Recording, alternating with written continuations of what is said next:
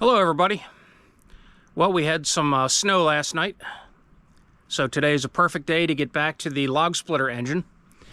As you can see, we have a winter wonderland. Very nice, but kind of yucky for processing firewood, so we'll just take this opportunity to work on the engine again. I got a bag of Heli-Coil inserts. A bag of 10, only need one, but that's how you gotta get them. I have the Heli-Coil tap, which is a special tap just for these. And then the drill bit to match this tap, in this case, is an H bit, 0.264, and an H is 0.266, so it's close enough. I have the drill bit installed. The hole is lined up. We zeroed the DRO so that I knew exactly where the hole would line up. So now we'll just drill it out, and then we'll put the tap in.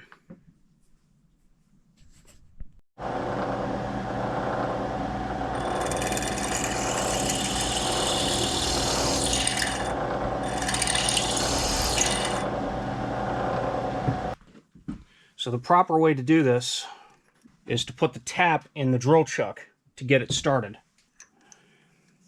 And the reason we do this is to keep everything perfectly lined up, and that way it doesn't get cross-threaded. And I have to move the table, which means I need to move the camera. Now I'm just going to take the mill out of gear, because we don't need it in gear, so I can just spin that by hand. Once I get it started, I'll remove it from the chuck and put a tap handle on there.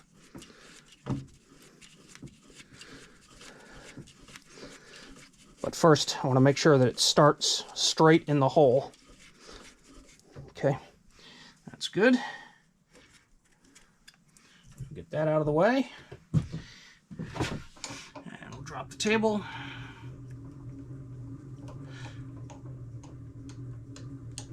Drop it way down. Way down. That's as far down as it's going to go. Oops. This way? Yes.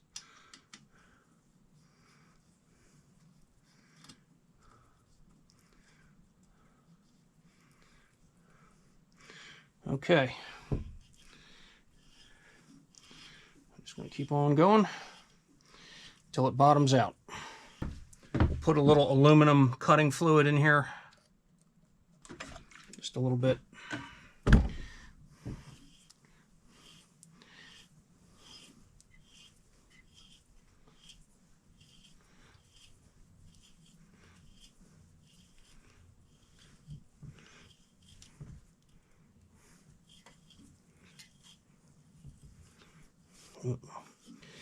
It's not looking good.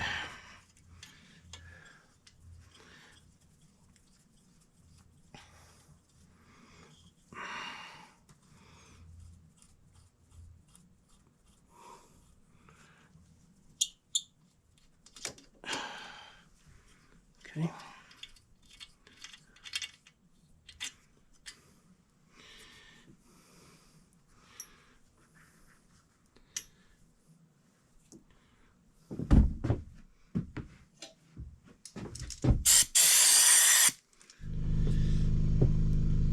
Okay, so on a Heli-Coil, it has a little tab, let's see if you can see that, on the end, and what that does is, as you're threading it into the hole, it kind of compresses this coil because it's kind of a spring.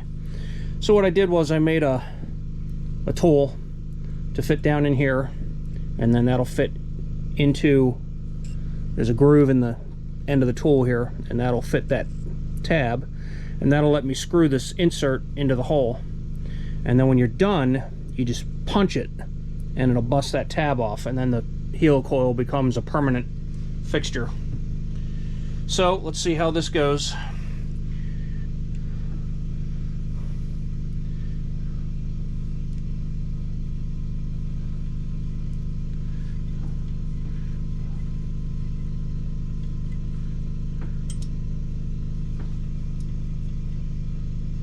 Oh boy.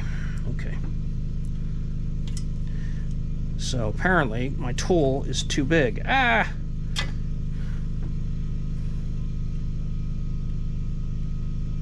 Crap. Okay. Messed that up already.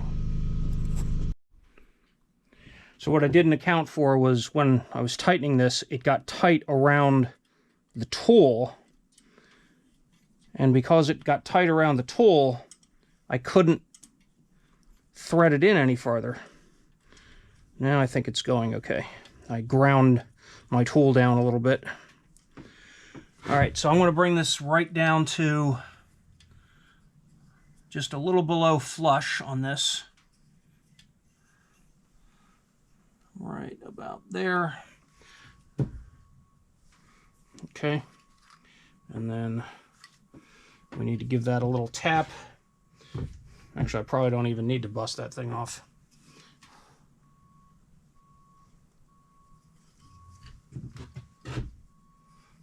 And now another interruption. Now if I can just get my tool out of here. It's coming, I think. There we go. All right, good. And then in theory, a 1/4-20 will thread right in there. And it does. And now for the next interruption.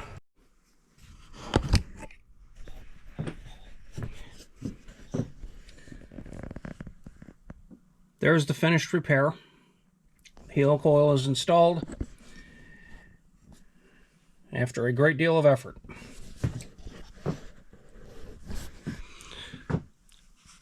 So the moral of the story is, if you break a bolt off, spend the time to do it right in the first place. What I should have done was I should have taken the motor off the machine, laid it on its side, and welded a nut to the top of the bolt that was busted off. And that would have allowed me to unscrew it. But because I was trying to shortcut it and drill it out with an extractor, I made things a lot worse. So don't do that. Don't do what I did. Spend the time, weld a nut on it, unscrew it, and you're done. And all you've wasted is the time it takes to deinstall and reinstall the motor. Anyway, the rest of this repair job is just doing the valve stem seals, and that's basically all I'm going to do with it. If this thing blows up, I'm going to get a new motor for it. All right, thank you for watching. If this was at all useful to you and you enjoyed my misery, hit that like button and please consider subscribing. Thank you and have a great day.